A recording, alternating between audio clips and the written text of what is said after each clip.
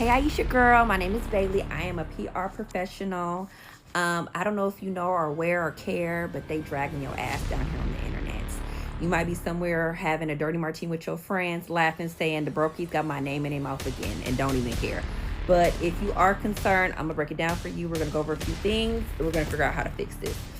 So I look back in your file, see, what you did. Why they dragging you so hard? So I see you're on the Call Her Daddy podcast, and you had a little girl talk with the host.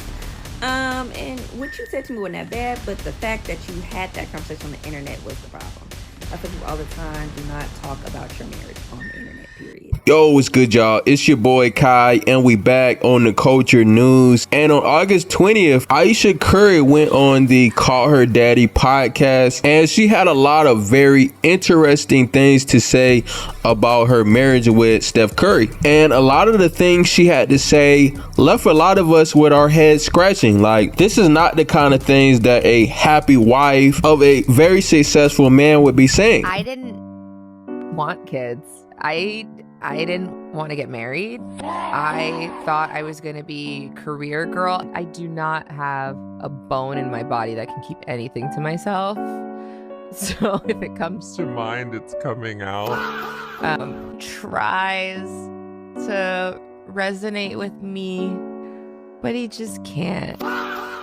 Right, and if you listen to what Ayesha was saying in that podcast, she's almost framing it like Stephen Curry has stopped her from reaching her true potential as this great career woman, and she was very vague when she said that, right?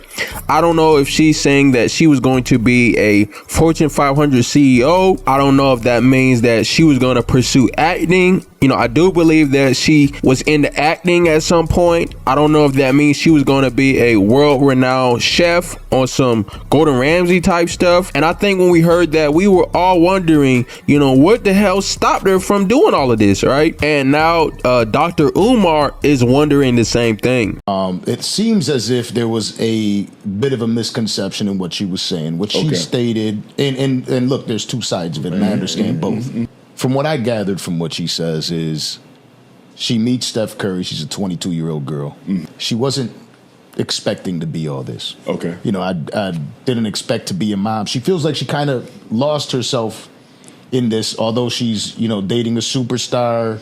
She's got she's got all the money. She's got the beautiful kids. She's got the life. But she's saying, like, this isn't the life I wanted. Not her identity. And what she stated, from what I gathered, is I wanted to be the queen, the businesswoman that helped.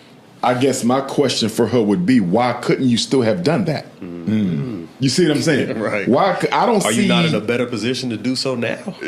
Yeah, I don't see why she could not have still done that. I would be confused about that. Now, if she was dating an activist and said that, that would be different.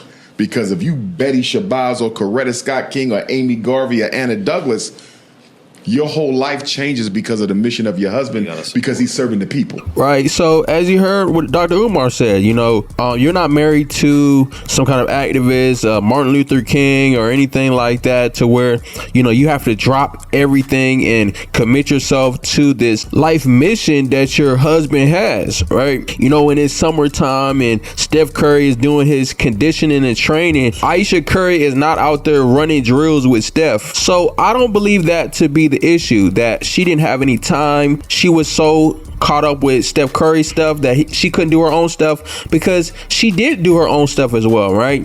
She did have a TV show and cookbooks and things of her own. So it wasn't like she never had a chance to do her own thing. This is more of an ego problem, right? And a credit problem. She wants to take credit for being the main provider, being that boss chick, right? And maybe it's the new wave of feminism that has women believing that they should be equal on all fronts with men. And I don't think it's the people doing that to Ayesha Curry. Like, I don't think people are calling Ayesha Curry a bum because she's not worth 200 million like Steph, but it's because she's directly comparing herself to her husband in a very jealous type of way. Something that really bothers me and honestly has given me a sense of a little bit of an insecurity is the fact that, there are all these women throwing themselves, But me, like the past 10 years, like I don't have any of that. Like I have zero, it sounds weird, but like male attention.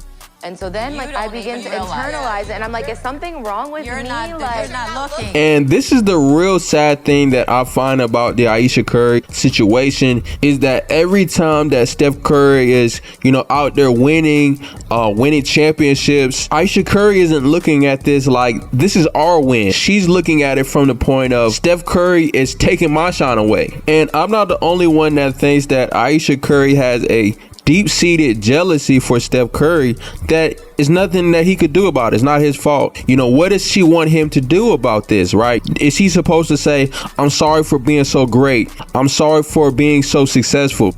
What the fuck is wrong with Ayesha Curry? Like, girl, you're married to a fucking NBA all-star.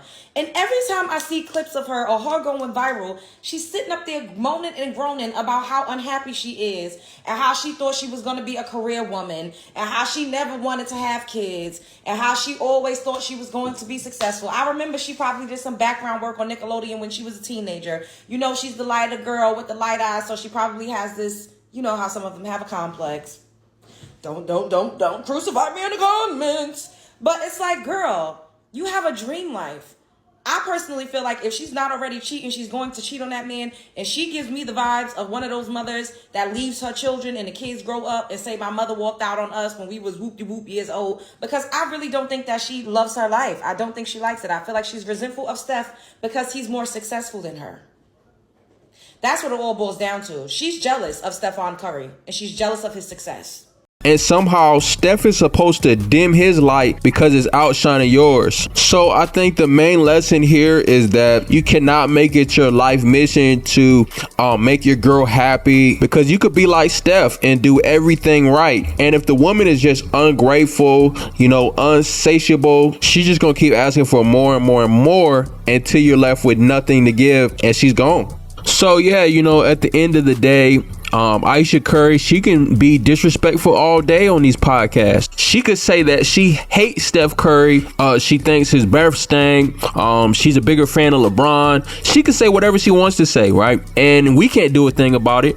But it's up to Steph Curry to say that enough is enough. He's not going to take this disrespect anymore. And this is just an assumption I'm making, but I feel like if Ayesha Curry is so comfortable to say this disrespectful stuff on these podcasts, that I'm pretty sure that she disrespects him all the time, probably to his face. And he never checked none of that. So I do believe that's where Steph Curry went wrong, right? Letting all of these little things slide. Now you're on public TV embarrassing your husband because you never put your foot down. So y'all let me know what y'all think in the comments. What do y'all think about the conclusion? Because what she said really didn't make no damn sense. And this is a perfect example of how listening to her words verbatim can send you on a dummy mission, when at the end of the day, this was never about her career or not her having a career. This is about her not being more successful than Steph Curry. This is about her not getting more attention than Steph Curry. And that career woman stuff was just one big excuse. So y'all let me know what y'all think in the comments. Do y'all think Steph Curry is going to finally put his foot down and check Ayesha Curry, or is he just going to get that divorce? Let me know what y'all think. Appreciate y'all for rocking with me. Like the video, subscribe, and we gone.